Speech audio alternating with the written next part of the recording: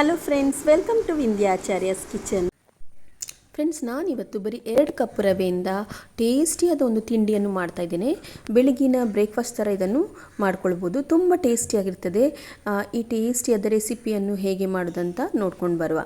ಅದಕ್ಕಿಂತ ಮೊದಲು ನೀವು ನನ್ನ ಚಾನಲ್ಗೆ ಹೊಸಬರಾಗಿದ್ದರೆ ಅಥವಾ ಚಾನಲನ್ನು ಸಬ್ಸ್ಕ್ರೈಬ್ ಮಾಡದೆ ನೋಡ್ತಾ ಇದ್ದರೆ ಪ್ಲೀಸ್ ಚಾನಲನ್ನು ಸಬ್ಸ್ಕ್ರೈಬ್ ಮಾಡಿ. ನಾನಿಲ್ಲಿ ಒಂದು ಅಗಲವಾದ ಪಾತ್ರೆಯನ್ನು ತಗೊಂಡಿದ್ದೇನೆ. ಅದಕ್ಕೆ ನಾನು 2 ಕಪ್ನಷ್ಟು ರವೆಯನ್ನು ಹಾಕ್ಕೊಳ್ತಾ ಇದ್ದೇನೆ. ಮತ್ತು ಇದಕ್ಕೆ ನಾನು 1 ಕಪ್ನಷ್ಟು ಮೊಸರನ್ನು ಹಾಕ್ಕೊಳ್ತಾ ಇದ್ದೇನೆ. ಮೊಸರು ತುಂಬ ಹುಳಿಯಾಗಿರಬಾರ್ದು, ಆದಷ್ಟು ಫ್ರೆಶ್ ಮೊಸರು ತಗೊಳ್ಳಿ. ಮತ್ತು ಇದಕ್ಕೆ 1 ಕಪ್ನಷ್ಟು ನೀರನ್ನು ಹಾಕ್ಕೊಂಡಿದ್ದೇನೆ. ಅಂದರೆ 2 ಕಪ್ ರವೆಗೆ 1 ಕಪ್ ಮೊಸರು ಮತ್ತು 1 ಕಪ್ ನೀರನ್ನು ಹಾಕ್ಕೊಂಡು ಚೆನ್ನಾಗಿ ಮಿಕ್ಸ್ ಮಾಡ್ಕೊಳ್ತಾ ಇದ್ದೇನೆ. ಇದಕ್ಕಿಂತ ಜಾಸ್ತಿ ನೀರು ಹಾಕ್ಲಿಕ್ಕೆ ಹೋಗಬೇಡಿ, ಇಷ್ಟು ಹಾಕಿದರೆ ಸಾಕು. ಈಗ ಇದನ್ನು ಚೆನ್ನಾಗಿ ಮಿಕ್ಸ್ ಮಾಡ್ಕೊಳ್ಬೇಕು, ಗಂಟುಗಳಿಲ್ಲದ ಹಾಗೆ.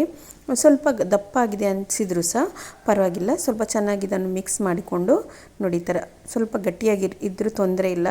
ಇದನ್ನು ಚೆನ್ನಾಗಿ ಮಿಕ್ಸ್ ಮಾಡಿಕೊಂಡು ಒಂದು ಮುಚ್ಚಳ ಮುಚ್ಚಿ ಒಂದು 15 ನಿಮಿಷ ನೆನೆಯಲಿಕ್ಕೆ ಬಿಡಬೇಕು.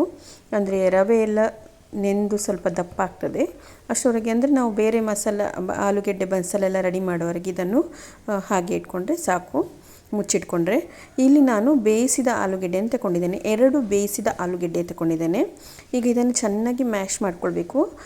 ಸ್ಮೂತಾಗಿ ಮ್ಯಾಶ್ ಮಾಡಿಕೊಂಡ್ರೆ ಒಳ್ಳೆಯದು. ಈ ಥರ ಚೆನ್ನಾಗಿ ಇದನ್ನು ಮ್ಯಾಶ್ ಮಾಡ್ಕೊಂಡಿದ್ದೇನೆ. ಈಗ ಕರೆಕ್ಟಾಗಿ ಇದು ಮ್ಯಾಶ್ ಆದಮೇಲೆ ಇದಕ್ಕೆ ನಾನು ಸ್ವಲ್ಪ ರುಚಿಗೆ ತಕ್ಕಷ್ಟು ಉಪ್ಪನ್ನು ಹಾಕ್ಕೊಂಡಿದ್ದೇನೆ. ಉಪ್ಪು ಹಾಕ್ಕೊಂಡ ನಂತರ ಇದಕ್ಕೊಂದು ಅರ್ಧ ಸ್ಪೂನ್ನಷ್ಟು ಹಳದಿ ಪೌಡ್ರನ್ನು ಹಾಕ್ಕೊಳ್ತಾ ಇದ್ದೇನೆ. ಆಮೇಲೆ ಇದಕ್ಕೆ ಸ್ವಲ್ಪ ಒಂದು ಅರ್ಧ ಸ್ಪೂನ್ನಷ್ಟು ಗರಂ ಮಸಾಲ ಪೌಡ್ರನ್ನು ತಗೊಂಡಿದ್ದೇನೆ. ಅರ್ಧ ಸ್ಪೂನ್ನಷ್ಟು ರೆಡ್ ಚಿಲ್ಲಿ ಪೌಡ್ರನ್ನು ತಗೊಂಡಿದ್ದೇನೆ. ನಿಮಗೆ ಖಾರ ಬೇಕು ಅಂದರೆ ಸ್ವಲ್ಪ ಜಾಸ್ತಿ ಖಾರ ತಗೊಳ್ಬೋದು. ಮತ್ತು ಬರೀ 1 ಹಸಿಮೆಣಸಿನಕಾಯನ್ನು ಸಣ್ಣಗೆ ಹೆಚ್ಚಿ ತಗೊಂಡಿದ್ದೇನೆ. ಮತ್ತು ಒಂದು ಸಣ್ಣ ಶುಂಠಿಯನ್ನು ಸಣ್ಣಗೆ ಹೆಚ್ಚಿ ತಗೊಂಡಿದ್ದೇನೆ. ಮತ್ತು ಸ್ವಲ್ಪ ಜಾಸ್ತಿ ಕೊತ್ತಂಬರಿ ಸೊಪ್ಪನ್ನು ಹಾಕ್ಕೊಂಡು ಇದನ್ನೆಲ್ಲ ಚೆನ್ನಾಗಿ ಮಿಕ್ಸ್ ಮಾಡ್ಕೊಳ್ಬೇಕು. ಅಂದರೆ ನಾವು ಹಾಕಿದ ಮಸಾಲೆ ಎಲ್ಲ ಈ ಆಲೂಗೆಡ್ಡೆಗೆ ಚೆನ್ನಾಗಿ ಹಿಡ್ಕೊಳ್ಳುವಾಗೆ ನಾವು ಇದನ್ನು ಚೆನ್ನಾಗಿ ಮಿಕ್ಸ್ ಮಾಡ್ಕೊಳ್ಬೇಕು. ಈಗ ಇದನ್ನು ಬದಿಗಿಟ್ಕೊಳ್ತೇನೆ. ಈಗ ನೋಡುವ, ಒಂದು 15 ನಿಮಿಷ ಆಗಿದೆ. ರವೆ ನೋಡಿ ಚೆನ್ನಾಗಿ ನೆಂದು ನೀರನ್ನೆಲ್ಲ ಎಳ್ಕೊಂಡಿದೆ, ಸ್ವಲ್ಪ ಗಟ್ಟಿಯಾಗಿದೆ ನೋಡಿ. ಈಗ ಇದಕ್ಕೆ ನಾನು ಮತ್ತೆ ಅರ್ಧ ಕಪ್ನಷ್ಟು ನೀರನ್ನು ಹಾಕ್ಕೊಳ್ತಾ ಇದ್ದೇನೆ. ಅಂದರೆ 2 ಕಪ್ಪು, 1 ಕಪ್ ಮೊಸರು 1 ಕಪ್ ನೀರು ಹಾಕಿದ ಮೇಲೆ ಮತ್ತೆ ಪುನಃ ಒಂದು ಅರ್ಧ ಕಪ್ನಷ್ಟು ನೀರನ್ನು ಹಾಕ್ಕೊಂಡು ಇದನ್ನು ಚೆನ್ನಾಗಿ ಕಲಿಸ್ಕೊಳ್ತೇನೆ. ಜಾಸ್ತಿ ನೀರು ಹಾಕ್ಕೊಳ್ಳಿಕ್ಕೆ ಹೋಗ್ಬಿಡಿ, ಇದು ನೀರಾಗಲಿಕ್ಕಿಲ್ಲ, ಸ್ವಲ್ಪ ದಪ್ಪವಾಗೇ ಇರಬೇಕು. ಅಂದರೆ ನಾವು ಉದ್ದಿನ ದೋಸೆ ಎಲ್ಲ ಮಾಡ್ತೇವಲ್ಲ, ಅದಕ್ಕಿಂತ ಸ್ವಲ್ಪ ದಪ್ಪವಾಗಿ ಇರಬೇಕು ಈ ಬಂದ. ಈಗ ಇದನ್ನು ಚೆನ್ನಾಗಿ ಮಿಕ್ಸ್ ಮಾಡಿಕೊಳ್ಬೇಕು. ಈ ಥರ ಕರೆಕ್ಟಾಗಿ ನೀರು ಜೊತೆ ಇದು ಸರಿಯಾಗಿ ಮಿಕ್ಸ್ ಆಗಬೇಕು.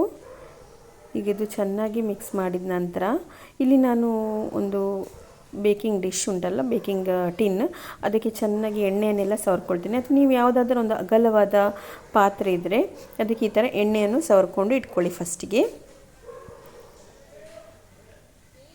ಅದನ್ನು ರೆಡಿ ಮಾಡಿ ಇಟ್ಕೊಂಡಿದ್ದೇನೆ. ಈಗ ಇಲ್ಲಿ ಈ ರವೆಗೆ ನಾನು ಉಪ್ಪು ಹಾಕಿರಲಿಲ್ಲ. ಉಪ್ಪು ಹಾಕಿದರೆ ಅದು ಬೇಗ ಇದಾಗೋದಿಲ್ಲ, ಫರ್ಮೆಂಟೇಷನ್ ಆಗೋದಿಲ್ಲ, ಅದಕ್ಕೋಸ್ಕರ ಉಪ್ಪು ಹಾಕಲಿಲ್ಲ. ಈಗ ಇದಕ್ಕೆ 3/4 ಸ್ಪೂನ್ ಉಪ್ಪು ಹಾಕಿ ಚೆನ್ನಾಗಿ ಕಲಸ್ಕೊಳ್ತಾ ಇದ್ದೇನೆ. ಉಪ್ಪೆಲ್ಲ ಕರೆಕ್ಟಾಗಿ ಕಲ್ಲಡಿದ ನಂತರ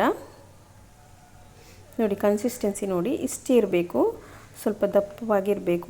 ನೀರಾಗಿದ್ದರೆ ನಮ್ಮ ಮಾಡಿದ ಈ ದೋಸೆ ಏನು ಮಾಡ್ತೇವಲ್ಲ ಅದು ಬೇಕಿಂಗ್ ಸ್ವಲ್ಪ ಗಟ್ಟಿಯಾಗ್ತದೆ. ಅದಕ್ಕೋಸ್ಕರ ಸ್ವಲ್ಪ ಇದು ದಪ್ಪವಾಗಿ ಇದನ್ನು ಕಲಿಸ್ಕೊಳ್ಬೇಕು.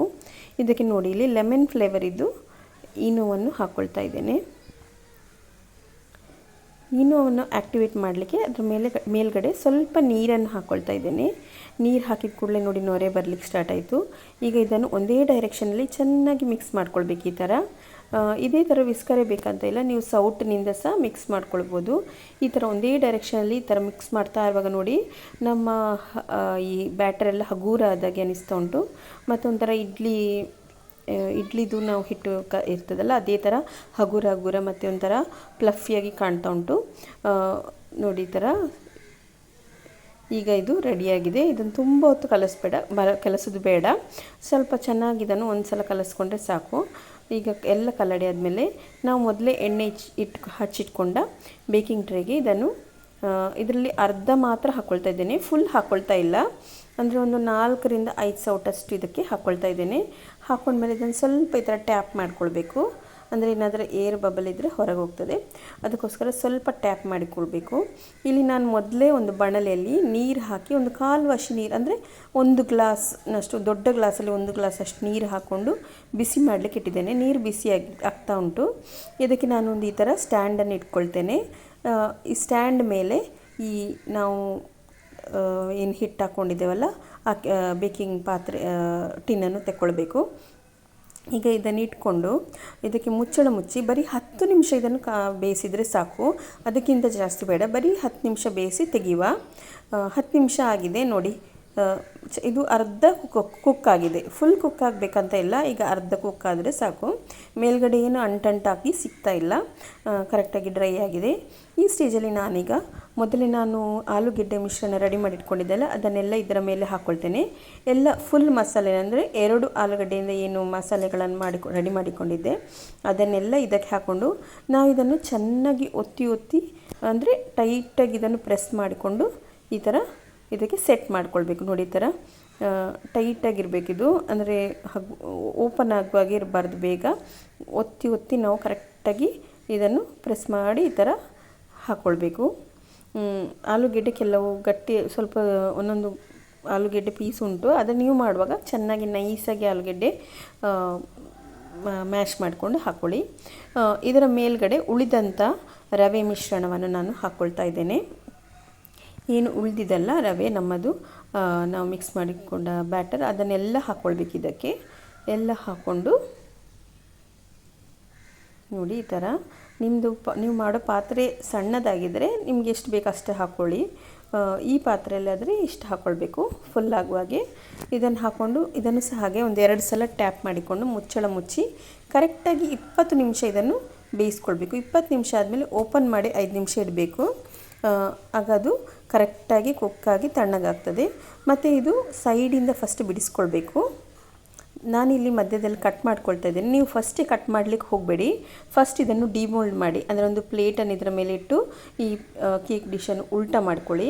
ಉಲ್ಟಾ ಮಾಡಿದ ಮೇಲೆ ಕಟ್ ಮಾಡ್ಕೊಳ್ಳಿ, ಆಗ ಚೆನ್ನಾಗಿ ಬರ್ತದೆ. ಈ ಥರ ಈಗ ನಾನು ಕಟ್ ಮಾಡಿಕೊಂಡು ಇದನ್ನು ಡಿಮೋಲ್ಡ್ ಮಾಡಿಕೊಂಡು ಪ್ಲೇಟಿಗೆ ಹಾಕ್ಕೊಂಡಿದ್ದೇನೆ. ನೋಡಿ ಫ್ರೆಂಡ್ಸ್, ಇದಕ್ಕೆ ನಾನು ಹುರಿಗಡಲೆ ಎಲ್ಲ ಹಾಕಿ ಚಟ್ನಿ ಮಾಡಿದ್ದೇನೆ. ತುಂಬ ಟೇಸ್ಟಿಯಾಗಿರ್ತದೆ. ಒಂದು ಸಲ ಮಾಡಿದರೆ ಒಂದೇ ಸಲಕ್ಕೆ ಖಾಲಿ ಆಗ್ತದೆ, ಅಷ್ಟು ಟೇಸ್ಟಿಯಾಗಿರ್ತದೆ. ಇದೊಂಥರ ಇಡ್ಲಿ ಥರನೂ ಇರ್ತದೆ. ಮತ್ತು ಆ ಮಧ್ಯದಲ್ಲಿರುವ ಆಲೂಗೆಡ್ಡೆ ಮಿಶ್ರಣ ಅದು ತುಂಬ ಟೇಸ್ಟಿಯಾಗಿರ್ತದೆ. ಚಟ್ನಿ ಜೊತೆ ಅಂತೂ ಕಾಂಬಿನೇಷನ್ ತುಂಬ ಚೆನ್ನಾಗಿರ್ತದೆ. ನೀವು ಒಂದು ಸಲ ಟ್ರೈ ಮಾಡಿ. ನನ್ನ ರೆಸಿಪೀಸ್ ಇಷ್ಟ ಆಗಿದ್ದರೆ ನನ್ನ ಚಾನಲನ್ನು ಲೈಕ್, ಶೇರ್ ಮತ್ತು ಸಬ್ಸ್ಕ್ರೈಬ್ ಮಾಡಿ. ಮತ್ತು ನನ್ನ ಚಾನಲನ್ನು ಸಬ್ಸ್ಕ್ರೈಬ್ ಮಾಡಿದವರಿಗೆಲ್ಲ ನನ್ನ ಹೃದಯಪೂರ್ವಕ ಧನ್ಯವಾದಗಳು. Thanks for watching.